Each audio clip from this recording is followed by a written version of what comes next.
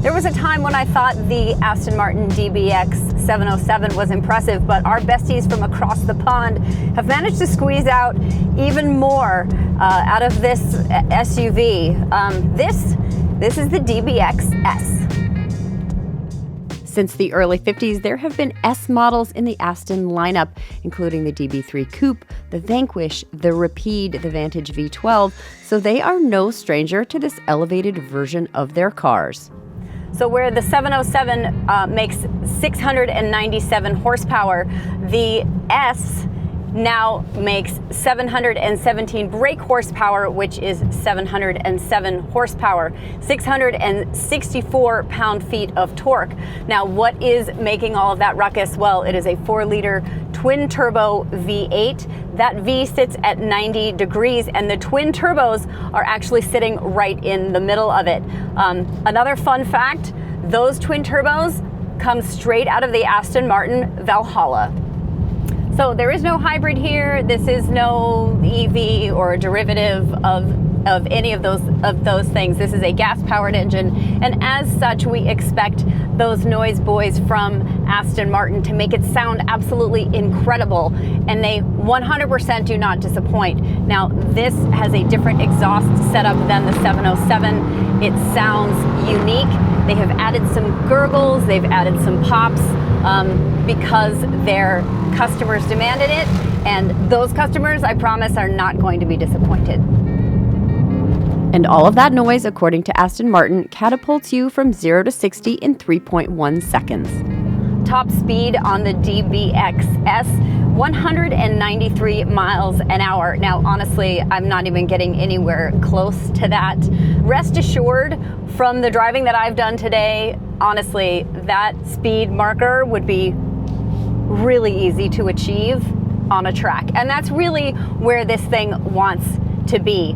When you are putting your foot on the throttle, I'm just on some country roads here. I'm probably going maybe a 1/4 inch into the throttle pedal and not even coming close to getting everything out of this car that it wants to give you. It has levels on levels on levels.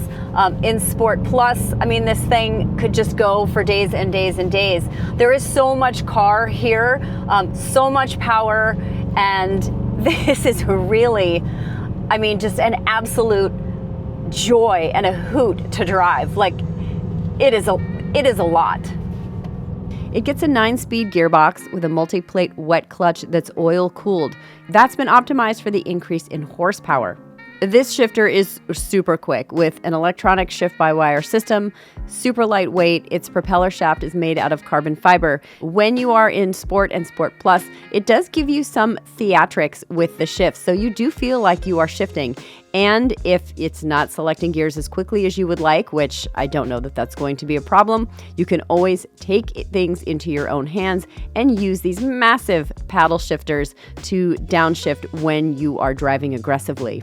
They have tuned the calibration of the engine and the transmission to deliver a much more engaging experience. You can rev this car out pretty high, and you can drive this pretty hard, and this thing, trust me, is not going to flinch. You get 4 different drive modes. There's a GT mode, which actually keeps a lot of the imperfections that I'm feeling on this twisty road up in Los Olivos.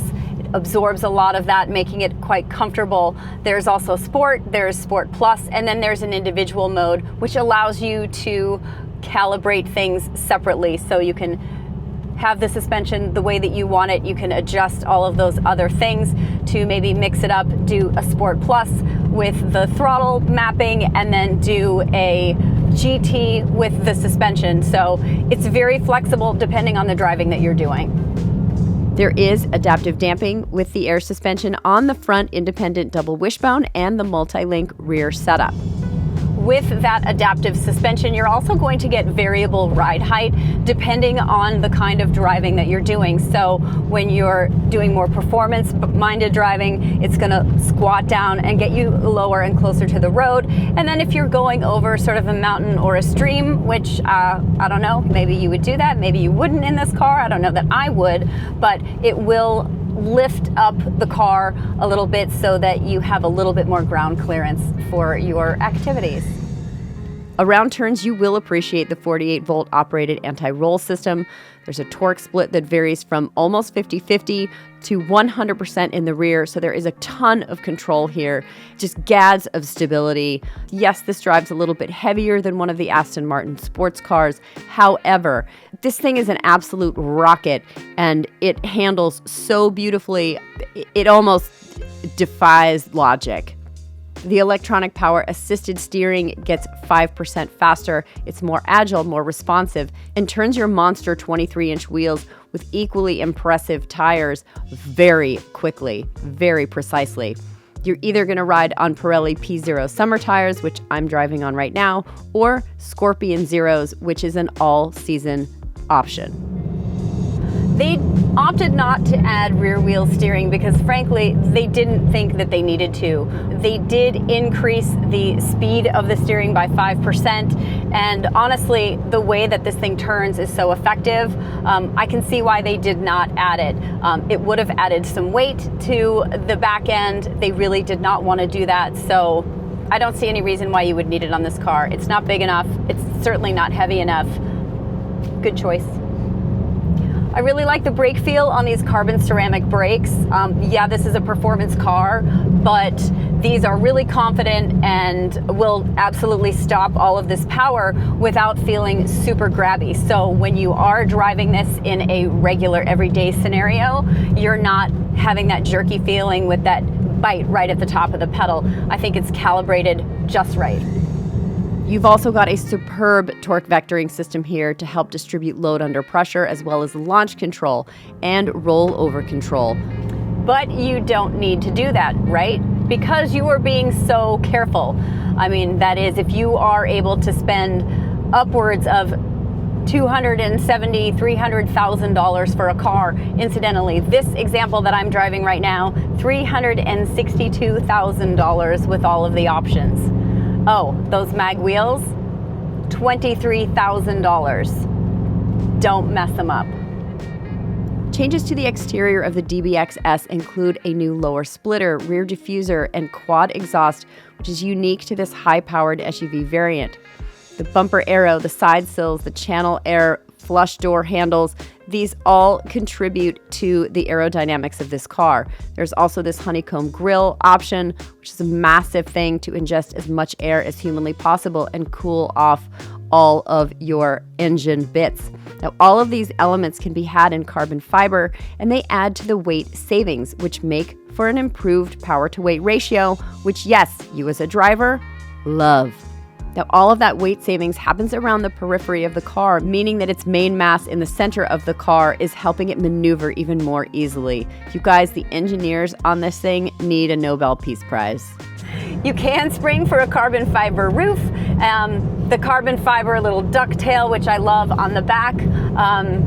It's like a perfect little peacocking moment back there. I love it. All of those add to that weight savings as well. Those massive 23-inch wheels are optional in magnesium. No, not the one that I'm taking to help me sleep better, the one that will help make your car lighter. These are the biggest mag wheels available on a production car, but are also influenced again by those on the Valhalla. This thing is so sporty that ESPN should really be covering it. Overall, it looks more formidable. The pinstriping option on the carbon bits, this all adds up to, well, money. So just a quick word about the interior. There are new seats available here. They have a herringbone design.